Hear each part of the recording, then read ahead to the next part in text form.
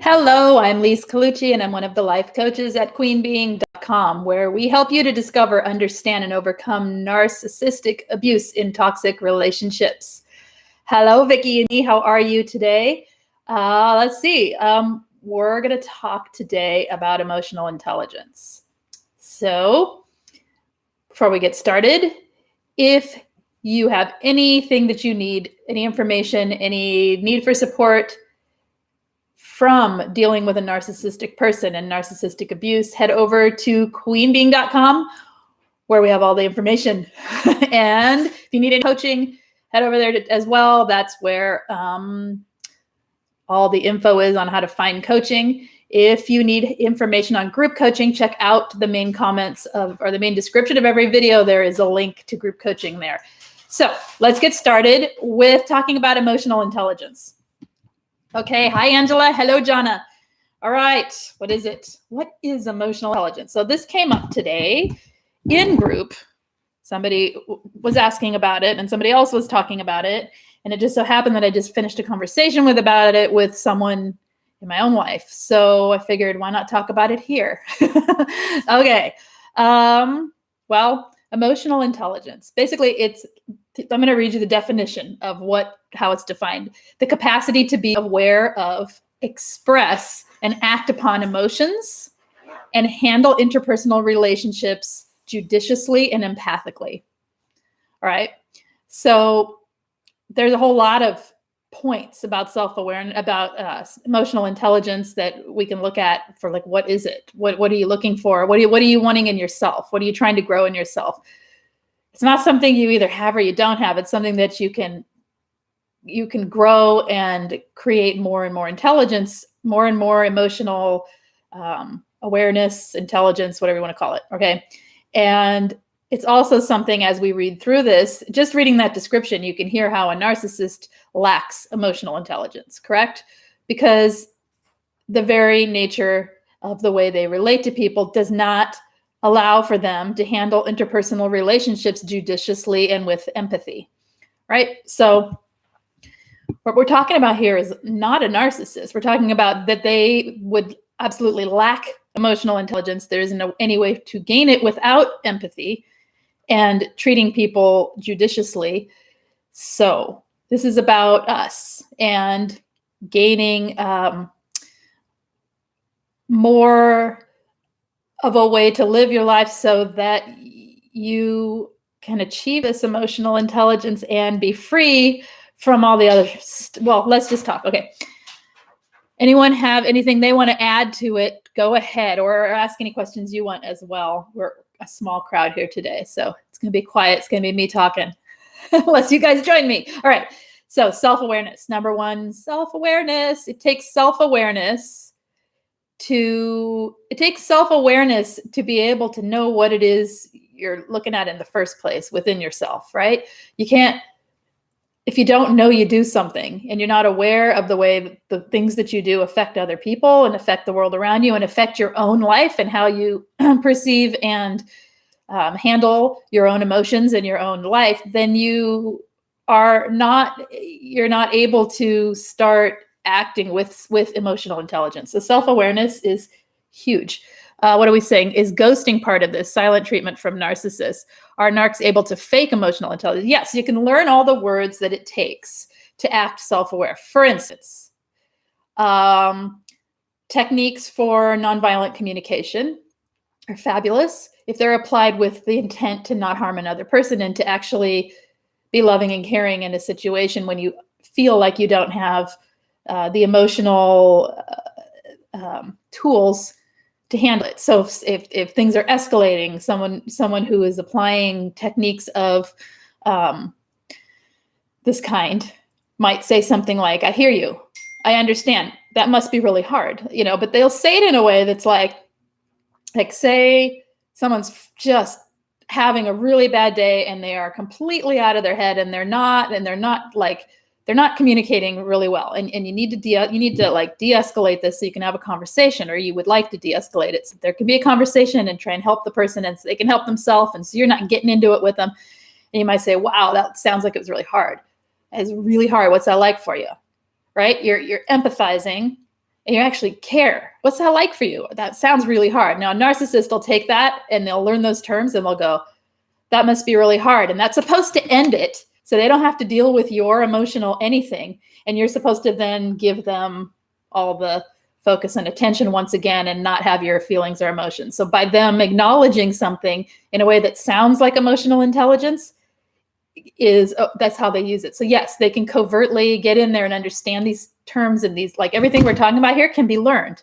They're learned behaviors. But if you don't apply it with the intent of self-awareness, we're going to keep going, accountability and empathy, you don't have emotional intelligence. What you have is a skill to make it look like you fit in with other people, and it's a way to manipulate yet again. So we talked in group about the silent observer seat of consciousness. Yes, I feel like that is the key to accept, one key aspect to growing emotional intelligence. Yes, that is what I'm saying. Self-awareness is sitting back inside yourself and watching the way your life is, watching the way your feelings are, watching the way your thoughts play out, watching the way you react to things. It's the part of yourself that pays attention to the rest of your doings and actions and feelings, the way your body feels. It's the part of yourself that is deep inside, that is not so pulled and swayed by these emotions and these feelings. It's just the part that watches, it observes. So yes, it is a key element too. If you can sit back there, you still have the feelings, you still act on the feelings, but it gives you a place to like not be so in reaction. Because the key to self-awareness is not judging yourself for feeling what you feel, not judging your thoughts for being what they are. You may have a discernment and be thinking, okay, that's a negative thought. I would like it to be a more positive thought, and be able to manipulate your own thoughts once you recognize them. But it's not, it's a place of awareness that isn't, I'm really mad, therefore, and like that's what you're aware of. It's behind that saying, oh, wow, I'm really mad and I am lashing out at everyone. That's what I'm talking about. Okay. Is ghosting part of the silent treatment? That shows absolutely no emotional intelligence whatsoever when someone does that to someone else. It shows disregard and no emotional intelligence. It lacks accountability for a situation, because instead of just saying, hey, I can't do this because blah, blah, blah, or this isn't working for me, I need to not talk to you for a while, or, being accountable to what you feel and expressing it, you just shut down. But narcissists use it to control you, right? They're using it to punish you so that you come back. And which also shows a lack of emotional intelligence, because emotionally intelligent people don't manipulate other people. The whole point is to not manipulate, right? All right. I notice it during meditation, but I don't feel it all day. And I don't think most people feel it all day, Shelley. I think it's a place you come back to, right? It's a constant sort of play inside yourself to bring yourself back into that state of observing your feelings, observing your, it's a constant moving into the dream and the drama of the emotions, and moving into the fixing feeling of thoughts, and pulling back and watching that you have those thoughts. So it's a constant play with oneself inside. Okay. So, how is ghosting different from no contact? Ghosting is different because of intent, right? So if their intent is to manipulate you, they're not ghosting. They're saying, I'm taking my toys and I'm going. They're doing it to punish. They're doing it to protect their fragile egos. Going no contact is a safety mechanism to break trauma bonds. Most people who go no contact, many people, not most, but many people have a conversation about it, or they have some form of finality. This is it. Don't talk to me again. They don't just disappear. Some people do because they have to, or they choose to, and that's fine too. But most people don't do it the way. It's not the same as in the middle of a heated argument or in the middle of some drama, someone clams up, shuts off, turns around, becomes a stone wall, and walks away. That isn't how most people go no contact. There's usually some episode, there's some discard, there's some obvious thing, and then you don't talk. That's a totally different situation than ghosting or anything like that, or silent treatment. Mine would what? I don't understand. Ghost me. I'm like, what? Mine would ghost me when we lived together. It was awful. Right. Yeah. It's that silent treatment. Yeah. And that's totally lacking in emotional intelligence. Grace is saying I was ghosted on the weekends when he took work trips, and then I was blamed for being crazy or untrusting when I questioned the behavior. Oh yeah. You see, it all lacks accountability, which is, so emotional intelligence, accountability is high up on the list. Being accountable to your own actions, your own feelings, your own thoughts, being, your feelings are thought through with awareness when there is emotional intelligence on board. Okay. So things like, what are my emotional positives and negatives, or if you want to word it that way, or strengths and weaknesses? What are they? What are my emotional? Where do I need to work, and where am I really strong? Understanding where you fall on the emotional, colorful palette of life, right?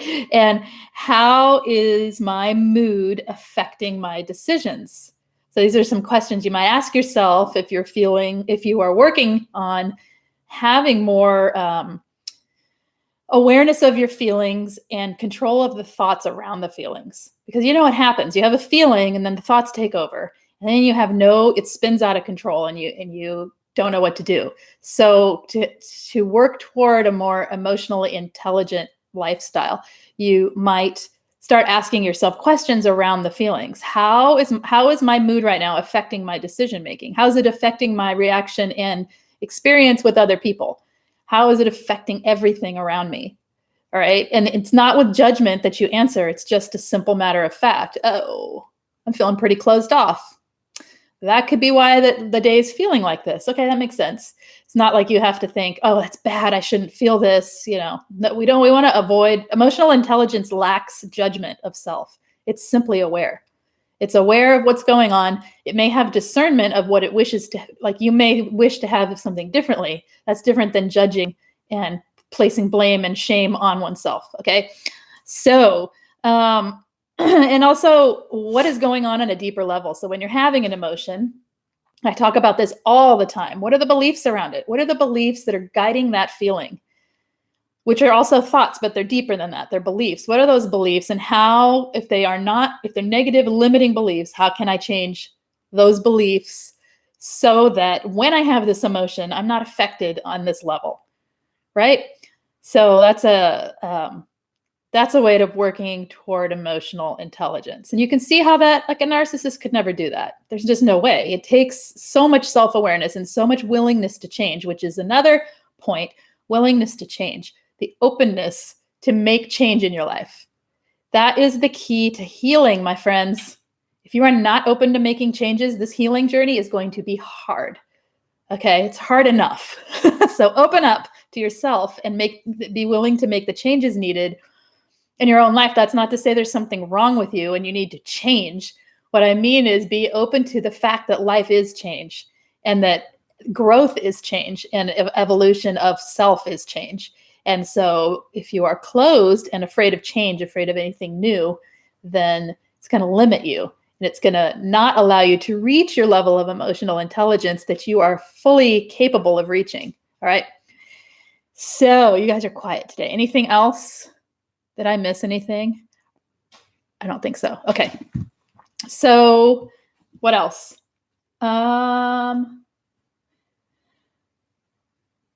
Okay. So people who act with emotional intelligence tend to pause before acting or reacting. The topic is emotional intelligence, Grace. The people with them, they tend to pause. They have pause in their actions. They have pause in their words. They not pause like this, but they take pause. They like tiger pause. They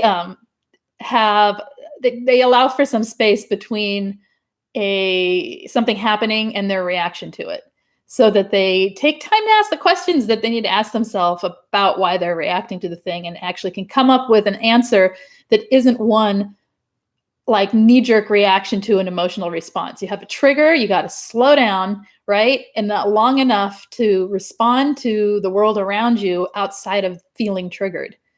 It's a responsibility to yourself and to other people to do that, right? So that's a sign of emotional intelligence. Another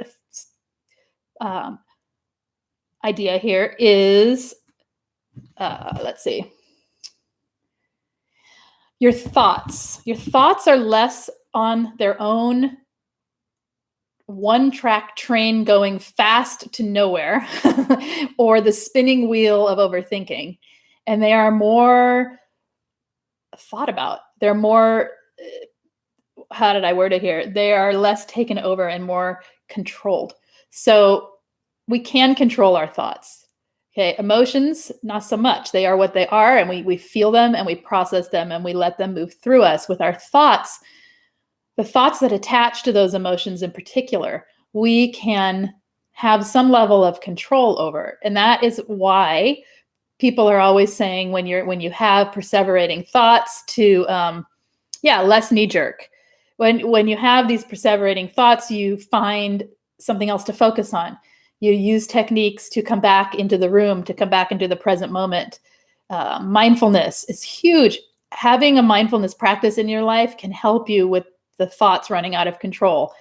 I'm finding my thoughts are more calm. Good. And see, they're directly linked to our emotions. So while they're more calm, it might be a good time to work on deciding what you're going to think about, not just letting your thoughts wander all over the landscape of your inner mind, right? Our thoughts are just, we give them free rein like wild horses, and they're running all over, and we actually need to direct them so that when we have something that's big, like a trigger, we have a way to work with it. Does that make sense? It's useful. We don't have to do anything, but it's useful. And people who are working toward emotional intelligence, this is all not just from me. This is like a, kind of tried and true stuff here. Hi, Karina.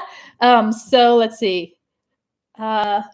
Critique is encouraged. People with high emotional intelligence enjoy and benefit from positive criticism, from not being criticized and devalued, but from honest critique of things. They learn and they grow from understanding where they can make changes in their life that or not. They can make a choice at that point. Like, no, I actually like it a little bit broken like that because there's a reason, or they go, yeah, that's right. I could fix that.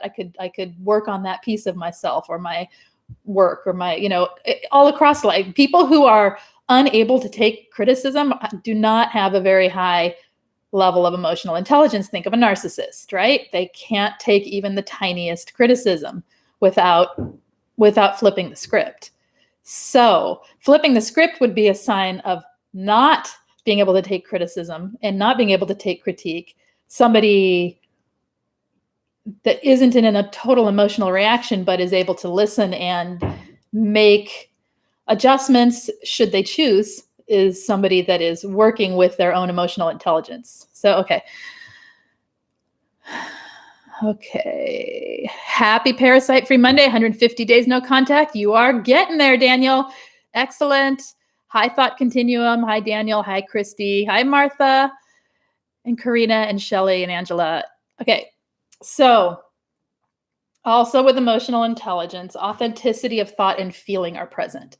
Someone is able to express themselves from their own honest point of view, their own honest feelings, their own honest beliefs, their own boundaries, and they're able to express it and lay it out there without fear of what anyone else thinks. All right. So say you say, hey, you want to meet me for lunch at X, at this place over here. And you might be afraid to say no, because that's too far because you really want to see the person. Someone who's being authentic says, I do want to see you, but that's too far. Can we meet over here? Without worry. Right. So that's a silly, stupid example, but it's the only one I got. So the simpler, the better, maybe. I don't know. It's not worrying about what other people think and still being authentic is a sign of emotional intelligence. Yes, part of my emotional intelligence growth is creating boundaries with my inner critic instead of just letting myself linger in the flashbacks. I'm working to stop and affirm the opposite thought. Excellent, Grace. That's what I was talking about. Yeah. Let's see. So another sign of emotional intelligence is the expression of empathy. Right there, it excludes all narcissists, right? That means that their emotional intelligence is subpar because they cannot express empathy because they have no empathy. It doesn't mean doing things to people please. It means being able to act upon and express the empathy that you have for someone without needing to take on the responsibility of fixing it for them, and without needing to, without expressing empathy so they'll like you back, which is codependency, right? Highly empathic, express the empathy so people will love you. And even though that's not what you're thinking, but it really is in essence what it is, right? And then that's not really what I'm talking about. What I'm talking about is expressing and acting upon your empathy towards someone without all that other stuff.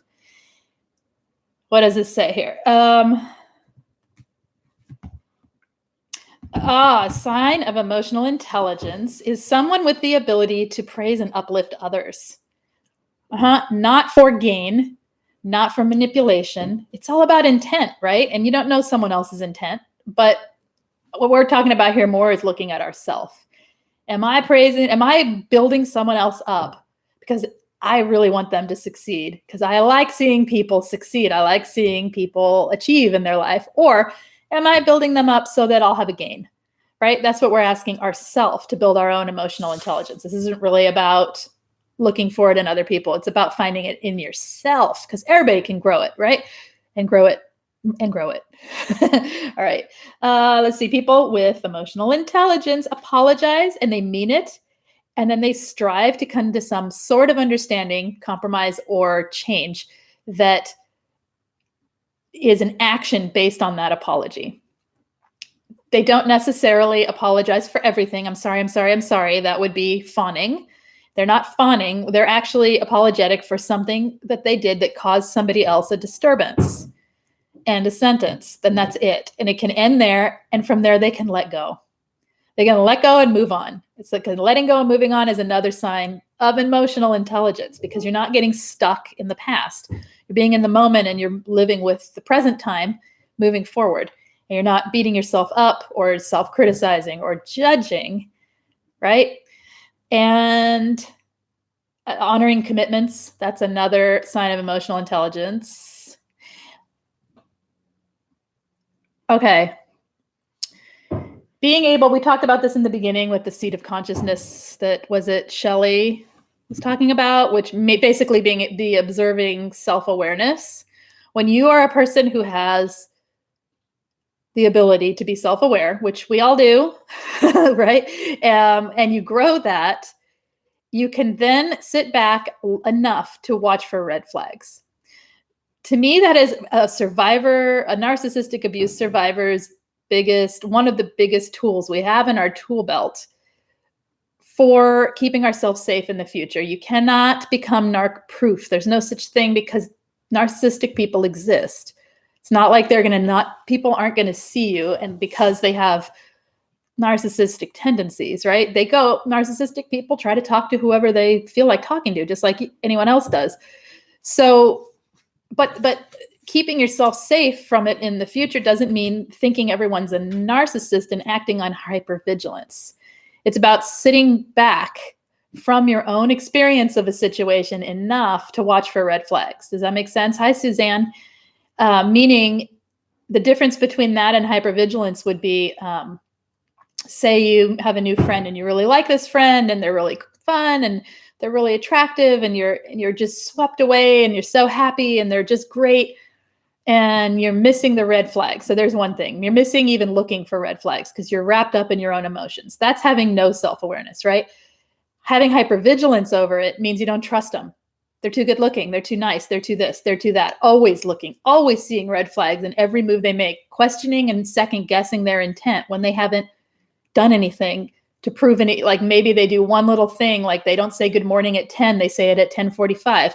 And suddenly they've been off doing something because, you start making these assumptions. That's like hypervigilance and it's assumptions and it's not showing a whole lot of emotional intelligence. It's showing reaction-based reaction-based programmed responses. Someone having more emotional intelligence would sit in a seat of self-awareness and say, okay, I'm noticing that this is bothering me, that these things are happening, and I'm starting to see them as red flags. And they would ask questions, or they would be able to sit back enough to observe the situation and say, wait, I'm reacting to a 15-minute delay in saying good morning. That is really going over the top there, or even a few hours. It doesn't matter. Like, they aren't watching for patterns. You're watching for red flags versus assuming those red flags are there based on minute actions from the other person, or just simply based on nothing, on your own fear, right? Does that make sense? Okay. So did I say hi to Suzanne? Hi, Suzanne. Hi again. So another thing is, I talked about you having accountability for yourself. You have accountability to your own emotions. You're not putting your emotions on other people so that they will fix it for you. You're not seeking some kind of enmeshment or savior in another person. You're not looking for someone to be your other half. All right. You're whole as you are. And you come to each relationship with seeking mutual connection, not somebody to make you whole. So you have accountability to your own emotions, and you know how to guide your own emotional landscape and keep yourself emotionally safe for other people. You're not relying on other people to do it for you. So that is a sign of emotional intelligence when people can do that. So also, you act out of kindness versus people pleasing. We'll just think on that one. You're adaptable. You're adaptable, but you're not. But it's not adaptability versus what's the word? Like over flexibility. I don't even know what word I would use there. Adaptability meaning you can roll with the changes that happen without worrying about everything not falling into place the way you need it to. You're able to adapt to other people and situations, but you're not making doing it in a way where you're giving up yourself to do so. Does that make sense? It's one thing to be relaxed about certain things, and it's another thing to completely give over to other people in a people pleasing, or I can't think of the word right now. What's the word I'm looking for? It's there. I just can't think of it. Anyway, okay. So allow others to have their own emotional lives. You're not trying to get in there and fix other people's emotional lives. You're not being the sounding board for other people's emotions so that you have some connection with them. All right. A pushover. There we go. Oh, yeah. Could not. Ooh, obsequious. You're not being obsequious. I like that. Okay. No, it's another word. I can't think of it, but those are good. Yes, kindness versus people pleasing. It's taken me 40 years to get to this point. I feel for my 11-year-old son who naturally people pleases. We are working on this together. Yeah, I have a little one that does that too. And it's a trick, right? Because it's natural for a lot of us to do this, but it's a strength in our little empaths that is strong, that needs to be balanced with self protection, self-care, self-love, and understanding that those people, that they're people too, and they matter equally to the people they would like to please. It's tricky, especially if you were one yourself, right? I totally gave myself over, right? And this is none of this is number one thing is don't judge yourself, please. Like none of this is to make anyone feel like, well, I don't do those things, so I'm bad or whatever. These are aims to achieve, to make your life freer, really. And if you judge it, you lock yourself into the stuff you don't want. So let go of judgment is a huge one. And that could be the very beginning of how to work with it, is letting go of self-criticism and judgment in order to be able to see yourself. How can you witness yourself with self-awareness, which is like one of the number one things about emotional intelligence, having the ability to have true self-awareness and accountability to yourself. How can you have that if you're judging yourself? You can't. So you gotta let that go. It's not worth it. All right. Oh, Hey, that's a lot of noise over there, Jingler. He's scratching on, yeah, okay. Well, all right. So curiosity for self, for life, for things around you. That's another, like it comes to play when you are someone seeking higher level of emotional intelligence in your life. Let's see. Follow up. You follow up your actions and your emotions with questioning. We talked about that a little bit before, but instead of following up with criticism, you can follow up with questioning. How did that affect things? I can see how I did that. What could I have done differently? What would have made that situation different? But not overthinking, like I should have done this and this is why, and then this could have happened and then that could have happened. It's a relaxed curiosity about the situation you just experienced and questioning so that you are evolving in your life instead of spinning around in the same groove, right? You're knowing your own needs and your boundaries, and being able to set those boundaries is another sign of emotional intelligence. It's a big one, right? It's a big one. I'm tired of being taken advantage of, but I love to help. It gets me into trouble. Well, then knowing your needs and boundaries may be a place to work, right? To know what you need before you help so that you can offer your help within the boundaries that are appropriate for what's good for you. It's just one simple way, at least. I'm worried and I meet someone, I start dissociating when we get down to business. I do not want that. So can this help? Yes, this can help, because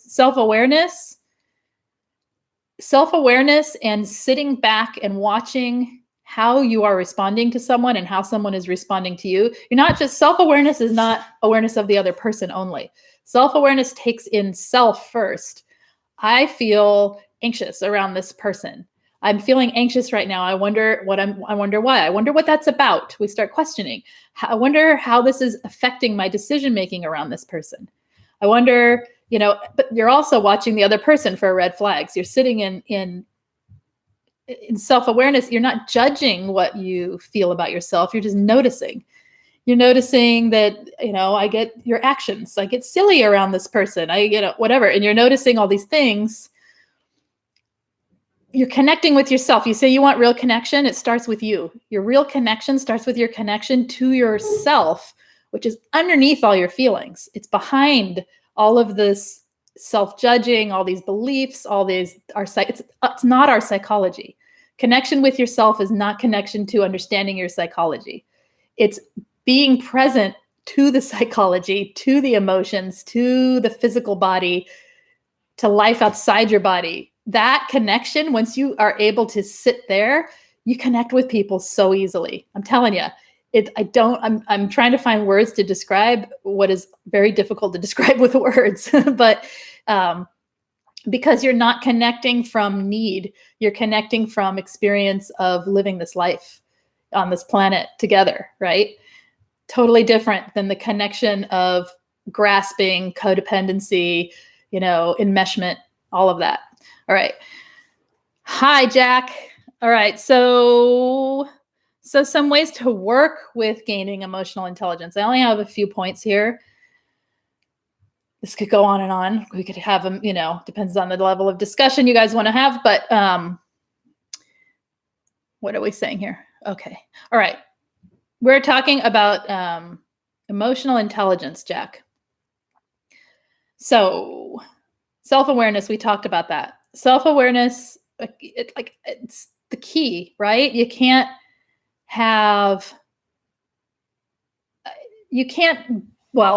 Emotional intelligence is the capacity to be aware of, express, and act upon the emotions and handle interpersonal relationship judiciously and empathically.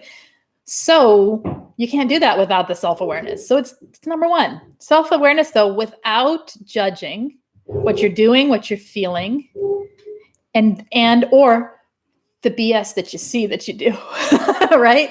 It's without judging the parts of yourself that aren't perfect. It's just noticing them, and you can make changes based on what you see, but not from judgment, not from shoulds or shouldn'ts or negatives like bad and it's seeing that I get anxious and I get embarrassed and I see myself being really flustered right now. Okay. But that doesn't mean I have to then think, oh, I'm so stupid, I shouldn't have said that, and then go into this negative tailspin, right? Having emotional intelligence allows for these quirks and foibles and mistakes, and they are equally the same as the positives. All right. You can't make change from a place of judgment is the point. That's just shaming yourself into changing, and it doesn't stick. Making change from a place of passion and adaptability and excitement and curiosity is much better and much more lasting than making change from self-awareness and judgment. Making change from self-awareness, curiosity, adaptability, and positive, passionate wonder about self. That is much more lasting. Okay. So channel your emotions safely and less judging and with more self-compassion, right? And what does this say here? Seeing the emotions in others and acting with empathy is a way to express and work with emotional intelligence as well. That isn't people pleasing. That is seeing a need in others, their emotional need, and acting on it. To tell someone, I hear you, is far more powerful for both people. It gives you that connection that you're seeking, that Suzanne mentioned. Was that Suzanne? Somebody mentioned. It gives you that connection to say, I hear you, like to really let someone know you hear them, is showing that you can put your emotions aside for a minute, and hear and experience with empathy somebody else's needs.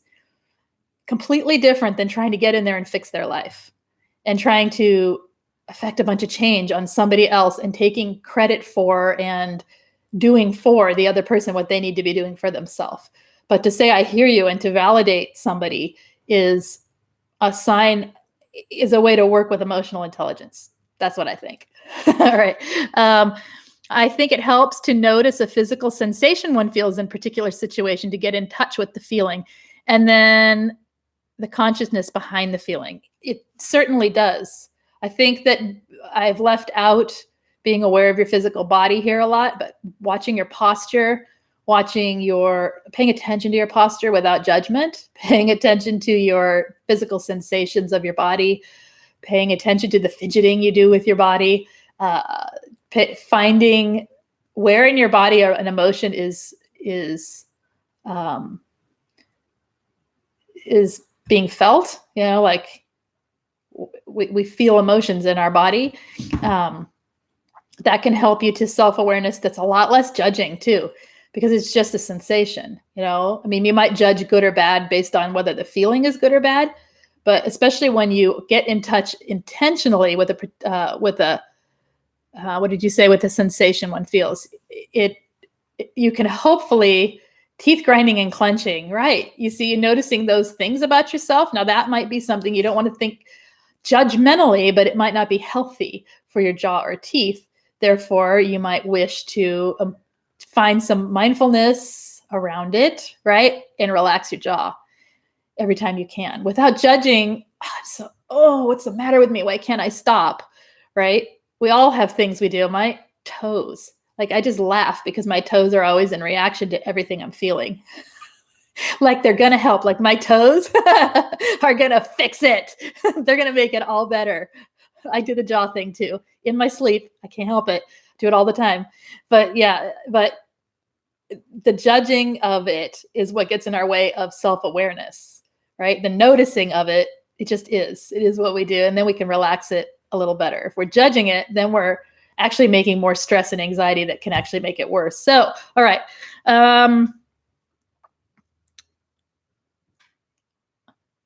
You notice your hands when they are bent. Okay. Right. And that's a good point though, Shelley. So one thing about emotional intelligence, one thing about being aware and able to express and act upon your emotions in a responsible way toward other people and yourself, and handle interpersonal relationships judiciously and empathically, is knowing your intent behind why you do something, what you're thinking, and how you're acting. We forget about intent. We think our feelings are our intent. We think our feelings are what is guiding us a lot of times, especially highly empathic people, because we feel deeply and we feel a lot, and we think that the emotions are what is the intent. But there's something underneath the emotion. There's beliefs. So what about when we're in the moment and we don't have a clear idea of our intent? Then you just let it be. You just let it be. And the self-awareness, to sit in the seat of consciousness, truly your whole life, is a skill that takes, I don't know how long. I don't even know. It's not everyone wants to go there. It's a journey, right? That's not something that you just wake up one day and go, okay, I'm just going to be aware all the time, and I'm never gonna just have reactions. I'm always going to be in control. But that's not what it's about. It's like, if you catch it in the moment and you don't have a clear idea of your intent, then you just watch what you're doing. You just say, oh, I am really reacting to this. I'm feeling really angry and I am in total reaction. I don't even know what I want from this. But then later you can question, what did I need from that? And then the next time it's a little different, right? Next time you have that feeling, you can anchor it back to your remembrance of finding your intent.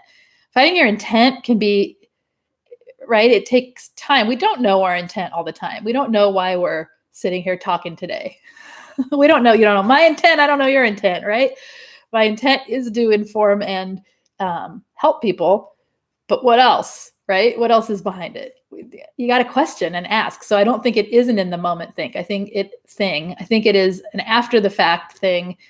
Instead of ruminating on one's actions in a judgmental way, consider one's actions in a finding your intent way, and then enter into things that you can with the right intent. If I'm going to help someone and I'm going to spend time in my day doing whatever it is to help somebody out, and my intent is simply, that person is, I'm looking at empathy, I'm thinking, wow, they have no one to help them.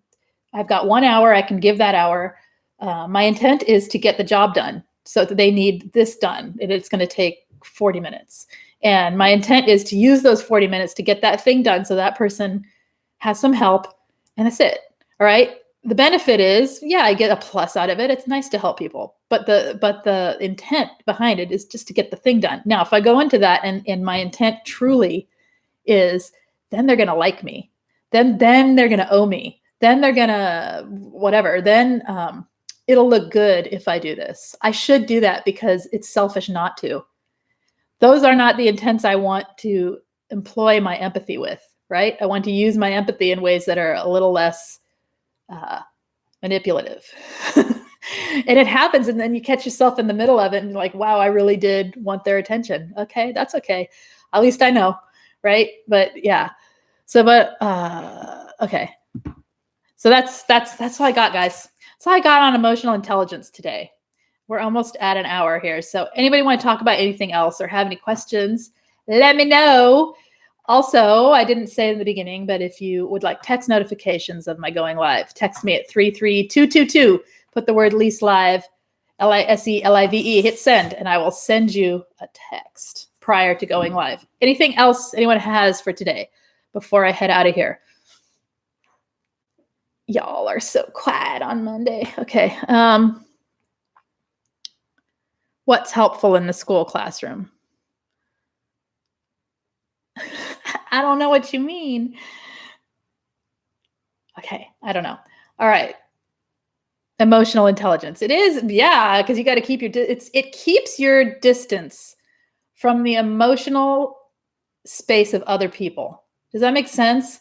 It's not our business to be in someone else's thoughts or emotions. It's their business to control and take care of theirs, and it's ours to control and take care of ours. Right? It's our business to have some element of control over our thoughts and some reining in and expression in a safe way of our emotions. That's our business. So having a higher emotional intelligence keeps that separate in a way that is healthy, I think. What to do if you can't go no contact with family? What's happening, quantum physics? If you can't go no contact with family, you keep your conversations businesslike. You keep all of your good stuff to yourself and to your close friends who are kind and loving to you, or other people of support in your life who have your back. People who have emotional intelligence, because we want you to succeed and we want the good things and the positive in your life.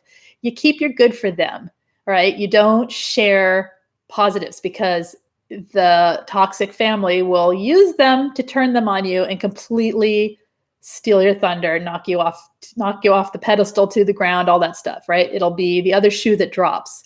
So don't share your positives.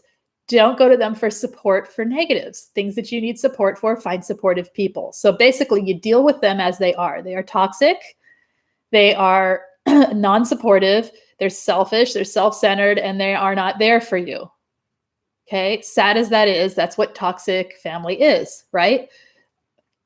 So you create something on the outside. You find other sources of support in your life, and you find other people to be there and have your back. You have your own back, right? You work on self-care and building your emotional intelligence and self-love and all of that, so that you're not seeking the approval of the toxic family. The more you are seeking approval from the toxic family, the deeper the wound gets. So it's not. So being accountable to yourself in this situation would be understanding what it is you get from them, even though you may not think there's anything there. There may be, and there may not be. What is it that you need from them that you're not getting? And find it within yourself, find it within support, get a therapist, get a coach, find someone that has your back, to help you learn to deal with being around them.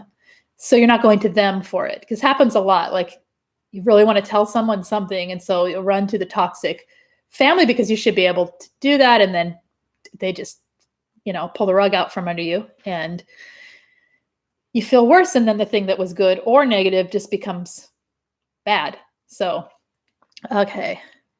Does that help? And limit your contact, limit your set boundaries. If you're going to visit with the toxic family and you have to be there for an event, you set your time limit. I'll be there 1 hour. I'll be there 1 hour and 30 minutes. That is it. You set an actual timer. You be accountable to yourself, and you get the heck out of Dodge when the timer goes off. You can tell them or not tell them. It doesn't matter. You can say, I have to be somewhere at 3:30. I'm going to head out at 3:15. They don't need to know why. Doesn't matter. You get to live your own life. You're an adult, right? And you set that timer and you be accountable to that, and you leave. They're going to try and hold you back if you tell them. They're going to try and manipulate it. They're going to, talk about you. They're going to do what they're going to do because they're toxic. You let them do what they're going to do. You keep it limited. You keep it tight, and set up things where when you do leave them, when you have talked to them or whatever, that you have lots of self-care afterwards, so that you can let go and not carry them into the next moment. Because you don't want to be spending, like, say you have to spend an hour with toxic parents. You don't want to then, after you leave, you've set your hour, you've set your boundary, you totally left. Hi, Violet. Hi, Donnie. You set your, you set your boundaries. Okay. So say you're like, okay, we'll go to lunch. I got 1 hour. Do the thing, do the 1 hour. And then you leave. And then you spend the next 5 hours ruminating and obsessing and spinning your wheels over what happened during that 1 hour and your exposure to their toxic. You got to learn to let that go and move on with your life afterwards. I spent my obligatory hour. I'm done. Bam, I'm out of there. Whew, business meeting over. And now I'm going to go and live my happy life and let them go. I don't need from them because they can't give. What I need is from the rest of life and from myself, right? Okay. So you're welcome. I hope that was helpful. You signed up for our Family Wizard today. Okay. Jack is saying, I was thinking the other day about the ways we were reactively abusive and wondering if that could be a good topic. Yes. Give me some examples, especially. Reactive abuse is a good topic. It's a very good topic. It's no fun to feel either, because you feel like the abuser, right? And you feel like, and you realize you've done something that goes outside your moral code, your moral, your ethical way you wish to be in your life. Reactive abuse is painful to live with. All right. All right. So I think we are done here with emotional intelligence for today. I think I've talked out. And any other questions that you guys have? Hello, Violet. Did I say that already? Any other questions or any concerns or any needs that you have for your own personal healing life or whatever, just as someone asked about? No contact. Here's your chance. I'll be here for a couple seconds and see if anyone types. And if not, I'm going to head out. Any topic ideas besides reactive abuse, I will write that one down and we'll get that going. Let me know, because I come 4 times a week on this channel. If you have not subscribed, hit subscribe. If you would like text notifications of when I go live, text me at 33222. Put the word Lise live, Lise, Live, one word, and hit send, and I will text you prior to going live, about 10 minutes. Wondering about when a narcissist steals your identity. What about it? You've run out of tea bags. That's not good. Now you're being silly. That's okay. What about it, Bonnie? What about when they steal your identity?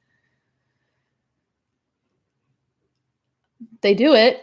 They like to copy and emulate and pretend to be who you are. Why do they try to be the other person? Because they don't have a sense of any self themselves. So they take on the lens that they think that they need to put on in order to be seen the way they want to be seen, which is the way you're seen. That makes sense? That was a lot of weird, confusing words I put together, but it is creepy. You keep getting mild panic attacks at night. What happens? What leads up to it? What are you doing before they hit? Are you doing anything in your evening to calm yourself so that you don't have them? Can you take a walk maybe an hour before they would normally hit, or a couple hours before? Can you take a nice long walk? Can you get to the gym and do some exercise? Can you do some dancing or some yoga or something in your house with a video, something to move your body? That could be a bunch of pent up stored energy and emotion, right? Just coming out at night, because night's weird. Night is like that. What are you doing? Can you sit in meditation for 10 minutes before it hits? If you know this comes on about 9 or 10 at night every night, that's 6 or 7. Can you sit for 5 minutes in a meditation, 10 minutes in a mindfulness meditation to calm down your nervous system and your thoughts and your emotions, and to kind of just be and be present? Can you journal it out first before you take a walk? Can you just get it all out on paper? Is there any specific time it's happening? And if so, what can you do around that time to prevent it? I feel like there's a lot of that is I used to get it first thing in the morning. That was every morning, just anxiety, wake up sick. Oh, there it is. So I thought, how the heck do I work with that when it's I don't even have enough time in the day to do anything about it? So walking has helped me with that. I just get up and walk, and first thing, if I can, or close to it. And that helps me. But so finding ways to preemptively set up a calm evening. If that doesn't work, then you find other things. Maybe you just need to sit and feel anxious for a little while and breathe through it and see that you're okay. I don't know. There's all kinds. Okay. I get really bad anxiety at night and trouble sleeping. Yeah, I would set up things for relaxation at night. Night is tricky. I should totally live stream at night for the insomniacs like myself. Hey guys, y'all awake? Let's have fun. We'll never sleep if I did that, right? Okay. Avoid caffeine. Yes. Avoid sugar and caffeine. Oh, another thing with anxiety at night, make sure you're eating dinner. Okay. Make sure you're eating a healthy enough dinner at an appropriate time in the evening so that your digestion is helping to slow your nervous system. your digestion is active and working, and it kind of helps ground you and slow your nervous system. If you're skipping dinner, it can actually like ramp up your anxiety because your body's like hungry and tense, and it's having a calming tea. That's a good idea. Essential oils. That's another good idea. Yes, insomniacs. I'm on board. Every night when I'm laying there, I'm like, I should just go live. I totally should do it. See who shows up. I'll just do my little text and see who comes. Yep. But you know, I don't know what I'd talk about then. Probably interesting and strange thoughts of my esoteric brain in the middle of the night. Maybe I need a different channel for that. I don't know. Wait, what are you saying here? My ex had an uncanny talent for imitating people. He was a performer, so it didn't hit me as a red flag. But, yeah, that imitation thing. I think they do it because they don't have. Not only do they not have a sense of self, when they do it, they ingratiate themselves with the person they're doing it with, because it makes that person, when they don't see it as creepy, which they ought to, but we don't, right? Because of we don't see the red flags. When they're not seeing it as creepy, they're seeing it as a kindred soul. That's why so many people think they find their soulmate, because the narcissist is faking it. They're pretending to be something they're not. They meet people by putting on a lens. One actually said this, like for real, these are his words paraphrased, putting on a lens that I want the world to see me as. If I like someone and I'm interested in them, and I want them to like me too, I have to figure out what lens to put on so that they see me, basically what mask to wear, so that they see me as what I want them to see me as. So if they can pick up on pieces, or they pick up on things fast, I mean, they have antenna that are looking for ways to connect. They're not trying to connect through love and kindness. They're trying to connect through need for supply. So if they're like, oh, they like soccer, and they've mentioned soccer, and they've mentioned country music, and they've mentioned, this, all of a sudden they're soccer playing country music fans, right? Which they never were before, because they picked that up and they put it on, and all they have to do is listen to how you talk about it to talk about it that same way. And they are deliberately putting on this mask so that you see them in that way. They don't have any intention of changing their life to be that. Or it's not just like I may meet you and you may introduce me to some music that I've never heard before, and I may think, oh, that's fabulous, and really like it, and have that sense of mimicry and emulation where you pick up things from other people. That's natural, right? We all do that. But they do it on purpose in order to manipulate. So again, back to the intent. What is your intent? If you know your intent, that's good. Knowing the intent of another person, you can't know, but you can watch. And it's very, like you said, programmed identities, robotic, animated robots, like robots. Yes. Like robots, but with more like artificial intelligence that or androids that have artificial intelligence, and they're self-aware. They're not self-aware in the way of emotions and compassion. They're self-aware in the fact that they're aware that they need to wear a mask in order to function. The Borgs, yes, sentient. I'm thinking of Blade Runner. So okay, they do it to manipulate. All right. Okay. I think that's it. Yeah, guys, I think that's it. Anything else? Yes, Suzanne, but you see, my middle of the night would be your middle of the day, so it would be completely silly.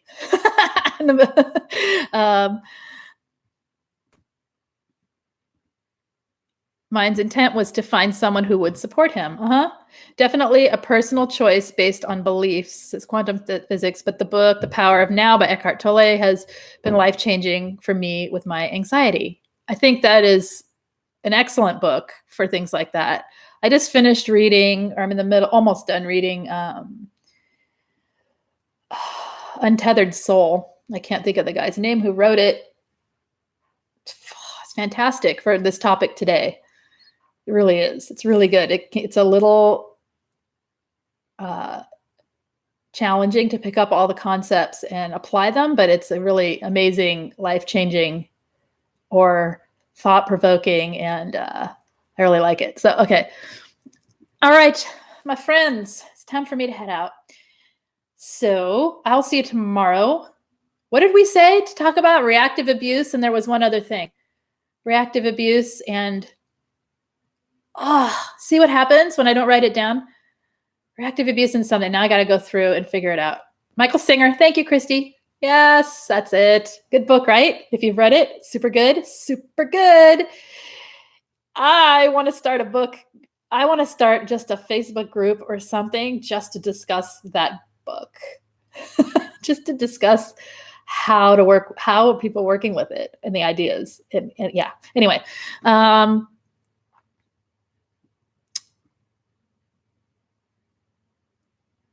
Untethered soul, yeah. Detaching emotionally from narcissists. Okay, that's another good topic. Narcissist identity stealers. Thank you. Okay, narcissist identity stealers, reactive abuse, and detaching from emotionally from narcissists. There's 3. We can do that this week. All right. Soul suckers. Yes. Okay. I will write that down. I will go now so I can go write that down. If you've not hit subscribe, hit the button, hit subscribe, go for it. If you've not hit the thumbs up, there's a little guy like that. Do it. Do it. We like that. Okay. And yeah, if you need any help with anything narcissistic abuse recovery wise, head over to queenbeing.com. All the information, lots and lots and lots of information over there. If you need coaching, if you need one-on-one coaching, if you need texting coaching, if you need, whatever, there's lots of different levels and ways of getting coaching. If you need private individual coaching, head over. It's in the main description of every video, but my info's over there. You can reach me. You can find me. If you would like group coaching to our fabulous group, we have the Wednesday group going on. Love them. Okay. Wednesday and Friday. It's in the comment, the main description as well. Group coaching is fantastic. So if you need that, head over there and join up. That's all I got to say today. You guys take care. I'll see you tomorrow. Bye-bye.